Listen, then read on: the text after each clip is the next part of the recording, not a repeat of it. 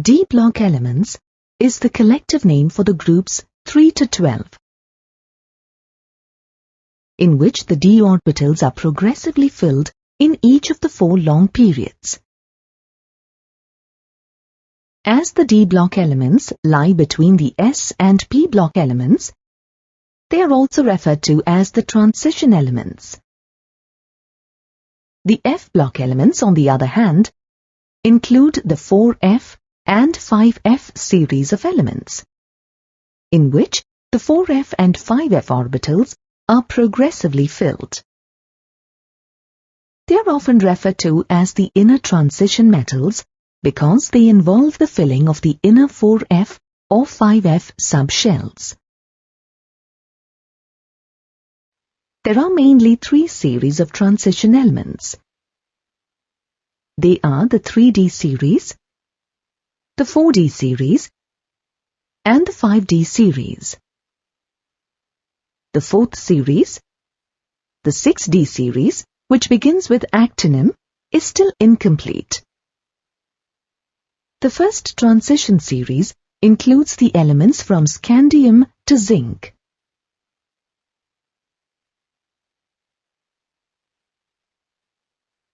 The second transition series includes the elements from yttrium to cadmium.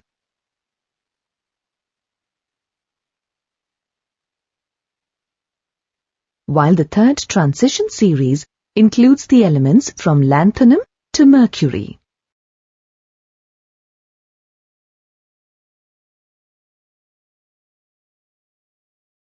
By definition, transition elements are those that have incompletely filled d orbitals either in their elemental state or in any one of their chemically significant oxidation states.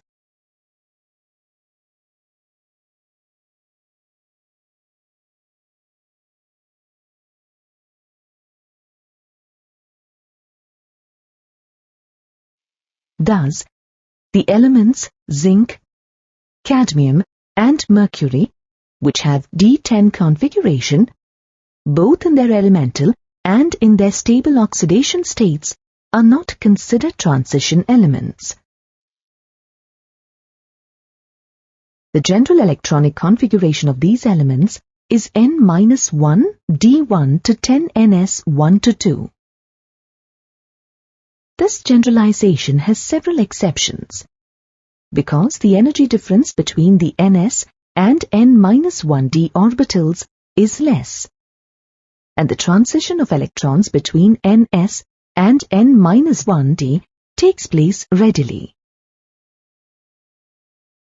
Furthermore, atoms of the d block elements try to fill their available d orbitals either partially with 5 electrons or completely with 10 electrons whenever possible.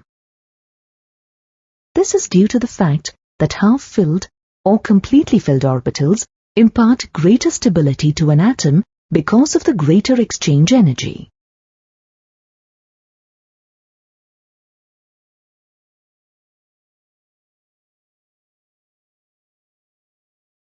A consequence of this factor can be seen in the electronic configurations of chromium and copper in the 3D series. Chromium, for example, has a configuration of 3D5 4s1 instead of the expected 3D4 4s2.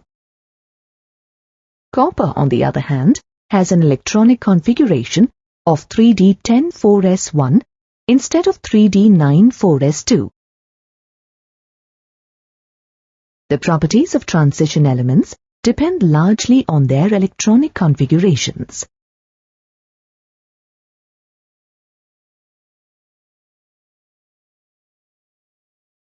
Thus, with partly filled d orbitals, these elements exhibit certain characteristic properties, like display of a variety of oxidation states,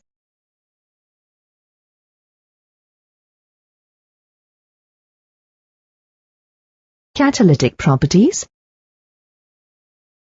alloy forming ability, complex forming ability, formation of colored hydrated ions, and salts, and para and ferromagnetic properties. The precious metals like gold, platinum, and silver, and industrially important metals like iron, copper, and titanium form part of the transition elements.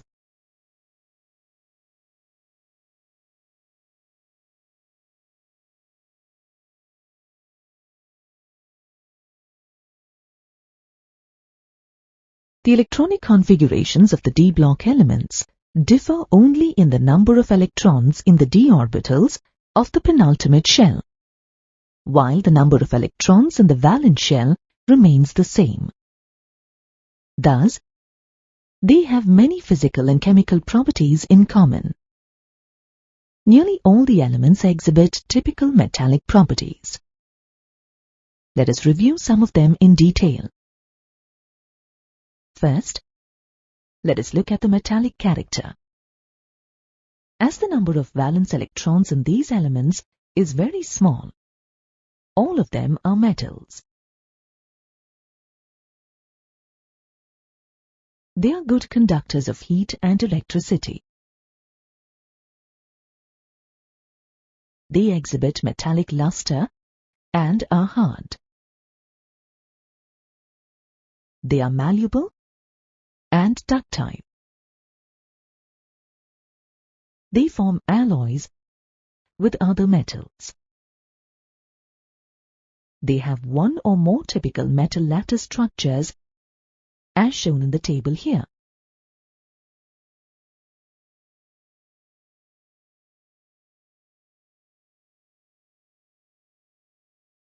Like beryllium and magnesium, with which they are isostructural, their structures deviate from perfect hexagonal close packing by elongation along the six-fold axis.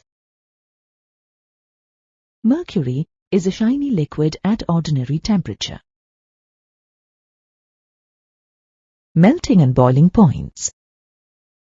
The melting and boiling points of the transition elements are generally high. The melting points of 3D, 4D, and 5D transition metals are depicted in the figure here. As you can see, in any series, with the exception of anomalous values for manganese and technetium, the melting points first increase to a maximum at D5 configuration and then gradually decrease towards the end of the period.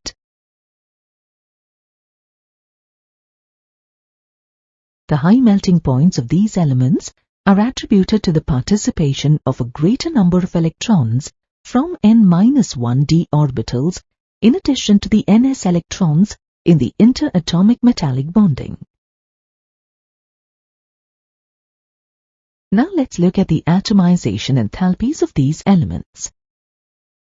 These elements have high enthalpies of atomization. The trends in the enthalpies of atomization of these elements are shown in this graph. From the graph, you can see that they exhibit maxima at about the middle of each series. The maxima in each series indicate that interatomic interactions are stronger in half-filled d orbitals. It means that the greater the number of unpaired electrons, the stronger are the interatomic interactions and the stronger is the bonding between atoms. Consequently, the higher are the enthalpies of atomization. Enthalpy of atomization is an important factor in determining the standard electrode potential of a metal. Hence, metals with high standard electrode potential tend to be noble in their reactions. For example, copper, due to its high enthalpy of atomization, exhibits noble character. You will also note from the graph that the metals of the second and third transition series have greater enthalpies of atomization than the corresponding elements of the first series. This factor accounts for the occurrence of frequent metal-metal bonding in compounds of heavy transition metals. The atomic radii of elements in the 3D series are given in the table.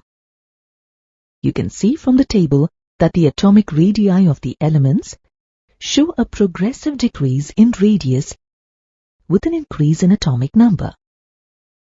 This is due to the fact that an increase in the nuclear charge tends to attract the electron cloud inwards. You already know that d electrons offer poor shielding effect. Hence, the nuclear charge attracts all the electrons more strongly, resulting in a contraction in size. However, the variation within a series is quite small.